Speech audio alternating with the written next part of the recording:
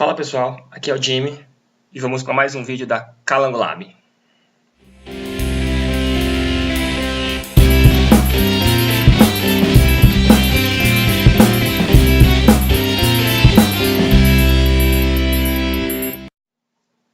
Bom, hoje eu vou mostrar para vocês como fazer a nossa aplicação enxergar o banco de dados.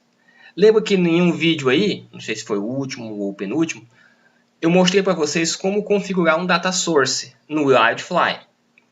E agora nós vamos fazer nossa aplicação enxergar esse data source e indiretamente enxergar o banco de dados, certo? Para isso nós vamos utilizar o JPA, Java Persistence API. É uma API padrão do Java que define um monte de interfaces comuns para frameworks de persistência de dados, como o Eclipse Link, o Hibernate. Ela define mais ou menos um meio de mapeamento objeto relacional para objetos Java simples e comuns, conhecidos normalmente como POJOs, ou beans, ou entities, por aí vai, certo? Então a ideia é transformar linhas dos bancos de dados em objetos para a nossa aplicação. E vice-versa, transformar objetos da nossa aplicação em linhas no banco de dados. Para isso, nós precisamos configurar a nossa aplicação para entender todo esse negócio de mapeamento, certo? Nós vamos utilizar algumas bibliotecas acessórias. Vamos utilizar o JPA, mas a implementação que vai ser utilizada no nosso projeto é a do Hibernate. Vamos lá. Para isso, nós vamos configurar as nossas dependências. Como o nosso projeto é um projeto Maven, nós não vamos ficar atrás de bibliotecas e afins, não. Vamos usar o Maven para ir atrás das bibliotecas e suas dependências. Então vamos lá. MVN Repository. Deixa eu entrar aqui. E aqui nós vamos colocar o Hibernate Core. Vamos ver isso aqui. Pronto. A última versão é a versão 5.2.5 Final. Vamos entrar nela aqui, de novembro de 2016. Copiar a nossa dependência. Abrir o nosso .xml. Abrir a perspectiva de arquivo mesmo. E vamos colocar essa dependência aqui. Para funcionar ainda direitinho, além do Hibernate Core, nós vamos precisar adicionar mais duas dependências. A dependência do Java API, certo? Versão 7. E a dependência do DOM4J, versão 1.6.1. Por que isso, pessoal? Existe um conflito, eu não sei ainda, estou investigando ainda, entre o DOM4J 1.6.1 que vem dentro dessa dependência aqui, do que tem dentro do Wildfly. E ele não consegue fazer um cast de uma classe para outra. Por conta disso, a gente precisa forçar o Eclipse a enxergar essa classe quando for deployar a nossa aplicação. Salvei aqui o POM. Vamos dar um Maven Update Project para confirmar as nossas configurações. Ok. Expandir aqui Java Resource, Libraries, Maven Dependence. Podem perceber que ao colocarmos o Hibernate Core 5.2.5, ele baixou a JBoss Login, Hibernate JPA, Java Systems, a Yandex, um monte de outras bibliotecas que nós vamos precisar aqui. Ok. Uma vez feito isso, nós vamos criar um arquivo importantíssimo aqui do nosso projeto. É um arquivo chamado persistence.xml. Ele, na verdade, está a configuração de como nós vamos trabalhar com a persistência. Qual vai ser o provider, qual vai ser o data source, quais serão as classes a serem mapeadas, constraints de segurança e por aí vai. Beleza? Para isso, nós vamos criar uma pasta aqui dentro da nossa pasta main chamada Resource.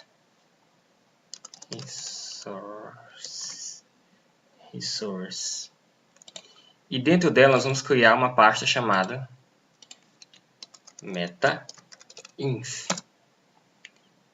E aqui sim, nós vamos criar o nosso arquivo XML chamado persistência.xml.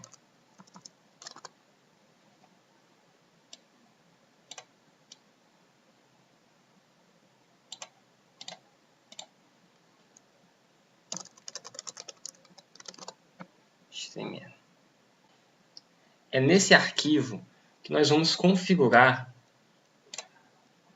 toda a parte de comunicação da nossa aplicação com o data source, que por sua vez vai utilizar o Hibernate, que por sua vez vai alcançar o banco de dados. Para isso, nós vamos fazer o seguinte. Nós vamos criar uma tag aqui chamada persistence, certo? Na version 2.0, certo? Vamos colocar os namespaces sugeridos na própria documentação do JPA, tá? E aqui dentro nós vamos configurar uma unidade de persistência. É esse cara que vai fazer o meio de campo para a gente entre aplicação, banco de dados, servidor, data source e tudo mais. É como a tag persistence unit. Vamos colocar um nome para ela, livraria PU de persistence unit. O transaction type, existe uma tag transaction type aqui, JTA. Ela pode ser JTA ou resource local. JTA se o recurso é externo, ou seja, a nossa configuração de conexão com o banco vai estar no Wildfly, ou se fosse recurso local, resource local, ou seja, usuário, senha, URL, tudo estaria aqui nesse arquivo. Como nós temos um data source configurado no Wildfly, lembra lá que nós configuramos ele? É um vídeo aqui que está no card, certo? Vamos utilizar o JTA. Ok? Aqui dentro nós vamos colocar, a primeira coisa é o provider. O provider que nós iremos utilizar é o do próprio Hibernate. org.hibernate.hibernate-persistence. Nós vamos dizer ainda o nosso JTA Data Source, ou seja, o mesmo nome que nós configuramos lá no Wildfly, que está aqui nesse arquivo standalone. Vamos abrir ele aqui. Está aqui ele. Vamos procurar data source.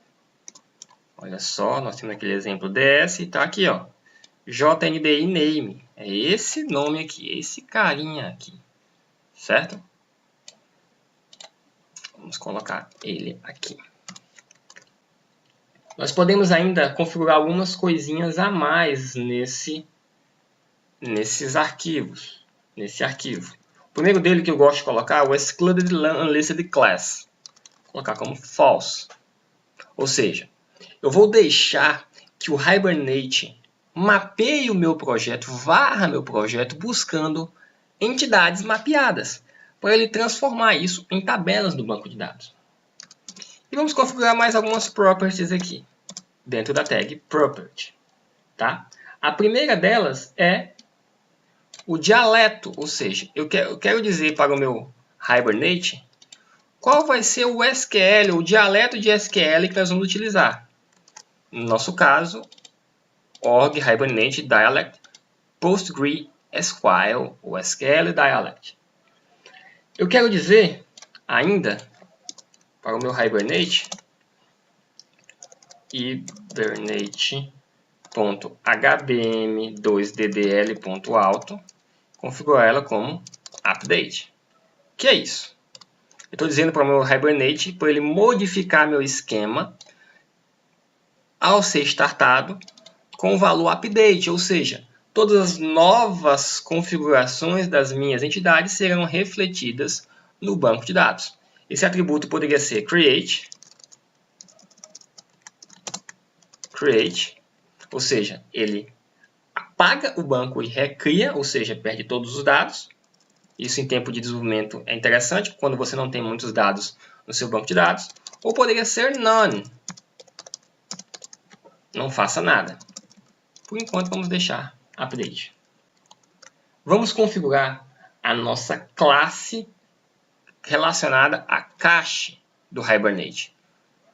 No nosso caso, será a org Hibernate cache no cache provider. Essa é a classe que vai ser utilizada. Vamos ainda dizer que hibernate.showSQL, vamos colocar para true, ou seja, me mostre os SQL que estão sendo rodados no banco de dados. E um hibernate.formatSQL, vamos colocar para true também, para ele identar nosso SQL. Belezinha?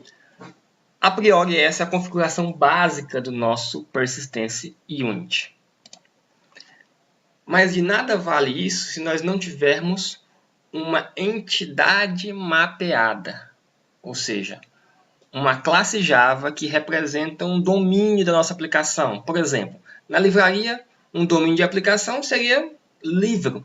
Né? Eu preciso persistir, eu preciso salvar no banco de dados os livros que eu cadastrei, os livros que eu vendi, os livros que eu emprestei e por aí vai. Isso se chama entidade, ou domínio de aplicação, ou beans, por aí vai. O Hibernate precisa conhecer essa entidade, essa classe. Para isso, nós vamos criá-la agora. Por questões de organização, vamos criar um novo pacote aqui chamado br.calango.lab.models, ou modelos, ou beans, ou entities, poderia ser. Vou finalizar aqui, está aqui o nosso pacote. E aqui eu vou criar a classe Java chamada livro. Abrir, vou colocar implement serializable, por motivos que eu já comentei aqui. Vamos colocar agora um private string título.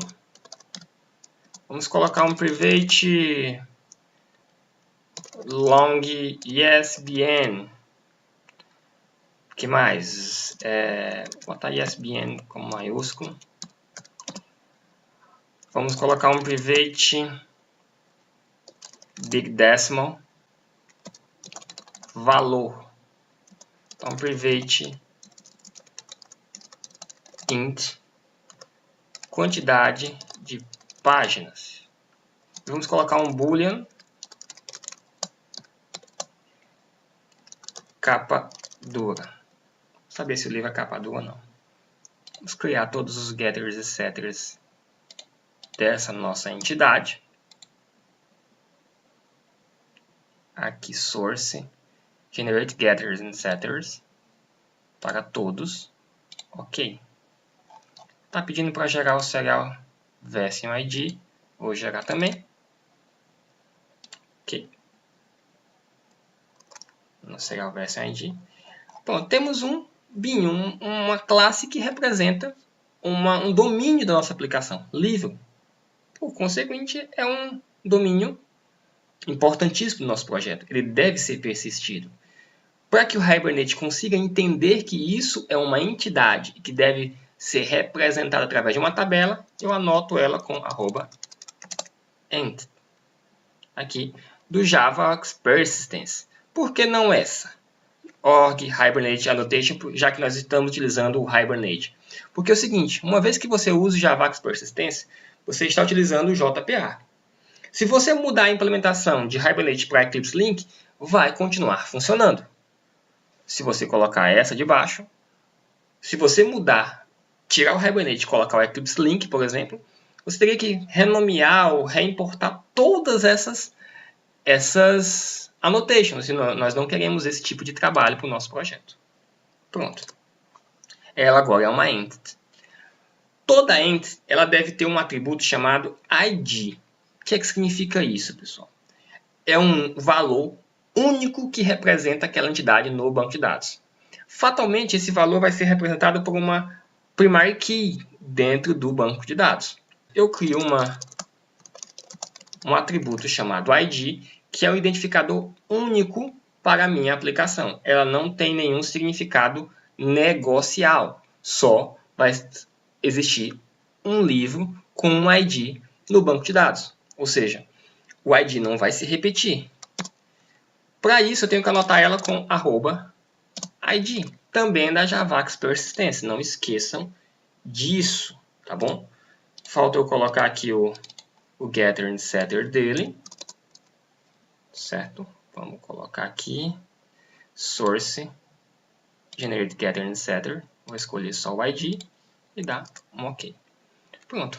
Agora nós temos uma classe que representa um domínio de aplicação que está mapeada, ou seja, o Hibernate entende que essa classe deve ser representada no banco de dados por uma tabela e satisfaz um quesito do Hibernate que toda entidade numa tabela deve possuir um ID.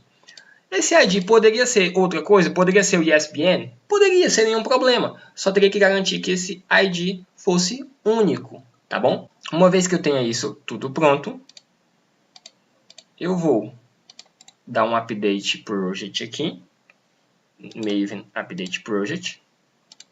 Ele estava dizendo que não estava encontrando o arquivo de persistência. O Maven update project resolve a maioria dos nossos problemas. Percebam que aquela pasta resource, ela agora está aparecendo aqui dentro de Java Resource metainf persistence.ml.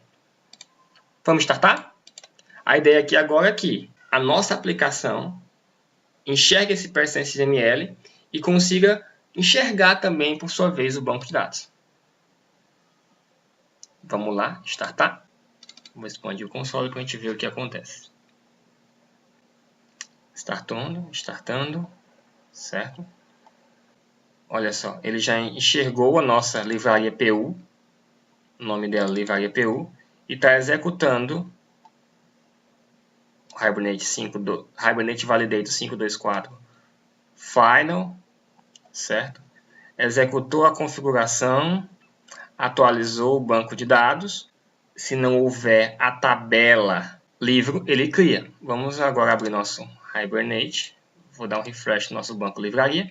Esse banco livraria é o que é apontado pelo nosso data source.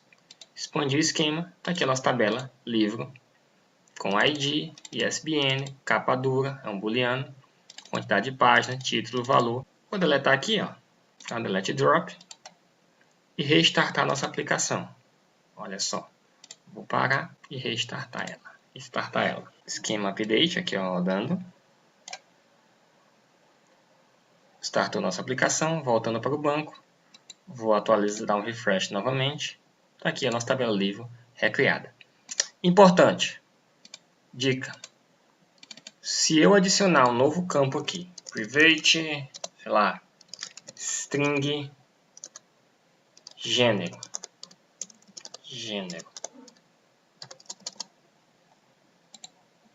Gerar o getter e setter dele aqui.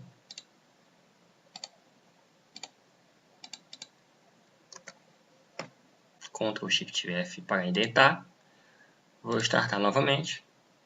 Lembrando que nossa tabela está criada aqui com a tabela livro. Está restartando. Achou nossa livraria PU. Executando o esquema update. Ok. Vou dar um refresh aqui nas tabelas. Olha só. Gênero foi adicionado. Só que o inverso não é verdade. Se eu apagar o atributo gênero, vou parar aqui, salvar novamente e startar. Ele não vai dar drop nessa coluna, tá? Isso é importante, é uma questão de segurança que o Hibernate mantém desde o começo da sua construção. Ele não dá drop, a não ser que seja no banco todo. Dá um refresh aqui no update, livro, ele continua com o nosso campo gênero. Vou voltar aqui ao atributo gênero. E continuará funcionando, certo? Só esse campo não vai ser mais visível no Hibernate. Espero que tenham adicionado conhecimento a vocês. Não esqueçam de dar o like aqui, ajuda muito o nosso canal. E se inscreve para sempre ficar por dentro dos nossos vídeos. Não esqueça de compartilhar para os amigos. Marca os amigos da área de computação ou que sejam entusiastas da computação para eles ficarem também atentos a esse tipo de conteúdo. Até a próxima, a parte 2 do nosso Hibernate. Beleza? Valeu!